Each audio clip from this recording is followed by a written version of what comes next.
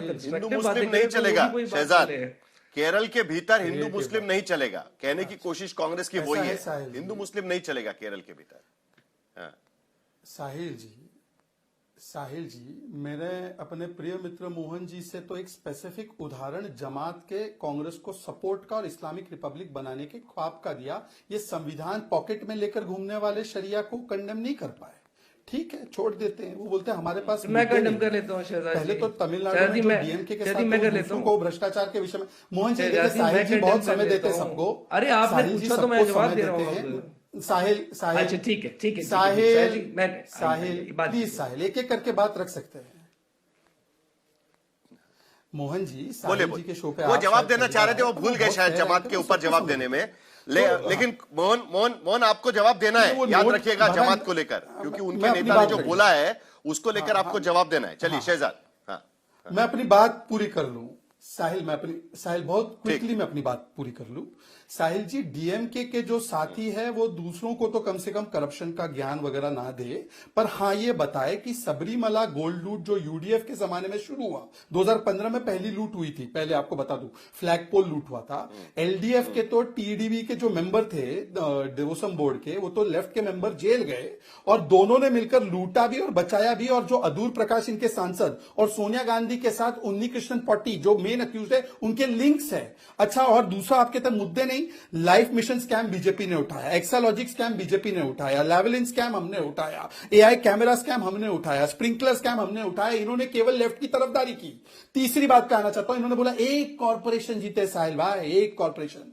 आज मैं बोलना चाहता हूं मेरी केरल की जनता से कि केरल की जनता, हमने एक समय पर अहमदाबाद में, जब Modi ji general secretary BJP के थे जेनवा के, हम अहमदाबाद में भी कॉर्पोरेशन जीत के आए थे और 95 आते आते पूरे राज्य में हमने सरकार बनाई और आज तक भारतीय जनता पार्टी का कमल वहां पर खिला है। और इसी प्रकार से केरल में भी कमल खिलेगा, कमलम खिलेगा। तो मैं आपको कह नहीं 10 साल नहीं, केरल तो बहुत आगे प्रोग्रेसिव स्टेट है, ये तो बात तो एकदम तेजी से बढ़ जाएगा। में किसी को नहीं रहना चाहिए, किसी भी राजनीतिक पार्टी को इस मुगालते में नहीं रहना चाहिए कि भाई हम तो हमेशा जीतते रहेंगे और वहां पर हमको कोई रिप्लेस नहीं कर सकता। फिर आप हो या बीजेपी या कोई भी राजनीतिक पार्टी, जनता की लाठी चलती है कभी ना कभी, ये आपको भी पता है। लेकिन पहले जरा जमात वाला जवाब दे दीजिएगा, क्योंकि उसको लेकर बार बार सवाल उठाए जा रहे हैं। देखिए, पहली बार नहीं कहा है मोदी जी ने, लेकिन खास करके केरल में आने के बाद मुस्लिम लीग कांग्रेस ये बार बार कहा जाता है। ये मुस्लिम लीग कांग्रेस पहले भी मोदी जी ने कहा है, बट शहजाद जी के कुछ सवाल का जवाब दे देता हूं। जब कांग्रेस सत्ता में आएगी तो ना मुस्लिम राष्ट्र, ना हिंदू राष्ट्र, सेक्युलर राष्ट्र बनेगा। कांग्रेस की रीढ़ की हड्डी ही सेक्युलर नेशनलिज्म है और किसी भी हालत में ना किसी भी कोई भी टोटली धर्म निष्पक्ष के तरीके से ही सरकार चलाई जाएगी। हम ये नहीं करते कि भाई वहां जाके हिंदू राष्ट्र की बात करते हैं, यहाँ आके क्रिश्चियंस के साथ हम खड़े हुए बात करते हैं।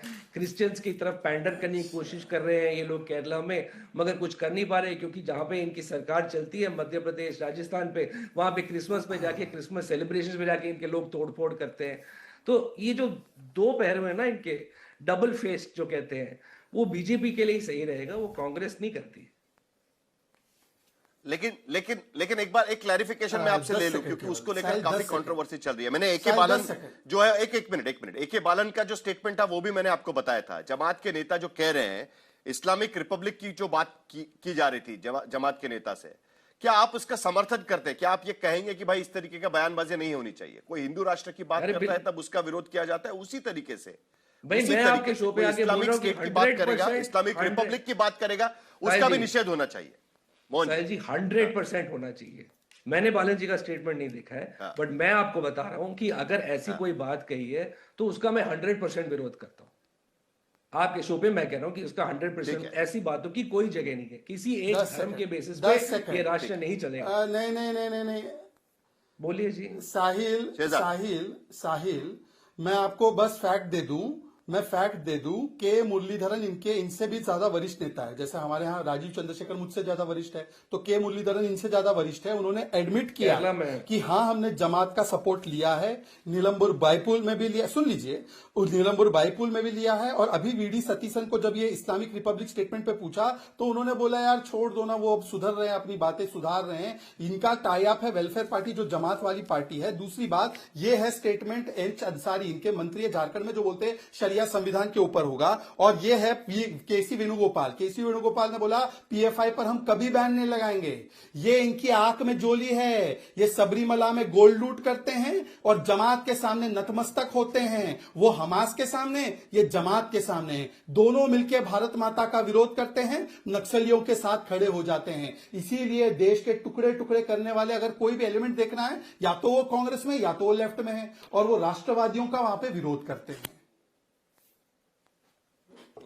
ठीक है, अमिताभ तिवारी भी हमारे साथ जुड़ रहे हैं और एक सर्वे जो उन्होंने किया था वो भी हम आपको दिखाएंगे। लेकिन उधर जाने से पहले जरा एक सवाल पूछना जरूरी है मोहन, ये शशि थरूर को लेकर क्या चल रहा है? क्योंकि तिरुवनंतपुरम के वो सांसद है, वहां पर कांग्रेस जीतने के बजाय, मतलब बाकी जगह पर तो कांग्रेस ने भारी जीत पा ली, फिर म्युनिसिपल चुनाव हो या म्युनिसिपैलिटी के चुनाव हो या बड़े कॉरपोरेशन के चुनाव हो या डिस्ट्रिक्ट कॉरपोरेशन के चुनाव हो या पंचायत के चुनाव हो, सब जगह पर भारी जीत।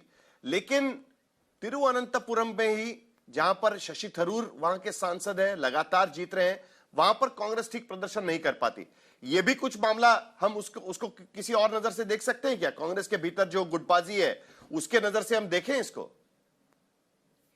नहीं, उस नज़र से देखना ठीक नहीं होगा। मैं आपको पहले भी कह रहा था, बड़ा ओपनली एडमिट किया मैंने कि राष्ट्रीय स्वयंसेवक संघ का जो बेस है केरला में, वो सबसे ज़्यादा स्ट्रांग तिरुवनंतपुरम में ही है। और शशि जी भी हर चुनाव में बहुत फाइट करके आगे बढ़ के अपने दम पे भी काफी वोट लेके जीतते हैं। ऐसी कोई गुटबाजी नहीं चल रही है। आपको एक तस्वीर दिखा देता हूं। नहीं, एक मिनट, एक चीज बता देता हूं। एक तस्वीर दिखा देता हूं। अरे एक बात तो बोल दूं मैं, एक बात ठीक है, लेकिन एक तस्वीर दिखा देता हूं, एक साथ ही सब बात कर लेंगे ना फिर हम लोग। देखिए ये ठीक है जी, ठीक है। नहीं सुनिए तो ये तस्वीर भी देख लीजिए ना। ये तस्वीर चल रही है, राहुल गांधी मेरे ख्याल से मीटिंग कर रहे हैं, बिहार के जो वहां के लोग हैं उनसे भी मीटिंग चल रही थी। उससे पहले केरल के सांसदों से मीटिंग हुई थी कि भाई, हाँ केरल के सांसदों से मीटिंग हुई थी, अब बिहार के सांसदों से मीटिंग चल रही है। लेकिन अब केरल की मीटिंग हुई थी, वहां भी शशि थरूर नहीं गए थे और ये कहकर नहीं गए थे कि नहीं प्रधानमंत्री का कार्यक्रम है तिरुवनंतपुरम में, मैं नहीं आ सकता इस कार्यक्रम में, और ये कहकर वो वहां पर नहीं थे। और जो सरकारी कार्यक्रम था उसके बाद तो प्रधानमंत्री ने पॉलिटिकल कार्यक्रम कर लिया, वहां पर रोड शो कर लिया और फिर भाषण दिया जिसमें मुस्लिम लीग कांग्रेस भी कह दिया आपको, और शशि थरूर वो अटेंड करने के लिए पार्टी की मीटिंग छोड़कर गए थे।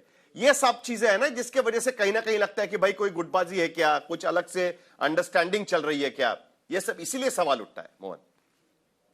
ठीक है, जहां तक मैं शशि थरूर जी को बहुत अच्छी तरीके से जानता हूँ, मैंने उनके अंदर काम भी किया हुआ है कांग्रेस पार्टी में जब वो प्रोफेशनल कांग्रेस के चेयरमैन थे।